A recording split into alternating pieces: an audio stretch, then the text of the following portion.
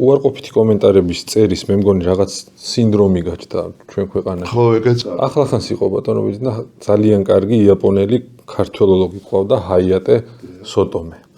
ხო და ამბობს რომ აღფრთოვანებული ვარ ქართული სტუმარმას მიზღობით და არ აქვს სოფლიოში არის უნიკალური და ბუნებრივად მქონდა ხა უცხოელისგან რაცა უნდა გამართულად საუბრობდეს ქართულად ბუნებრივად მქონდა რეაქცია აუ რა მაგარია ბოდიში. აი მაგ ჩემი ჩართვის გამო კაი გემრიელად გავილანძღე სოციალურ ქსელებში არ და მე ვერ მივხვდი რატო.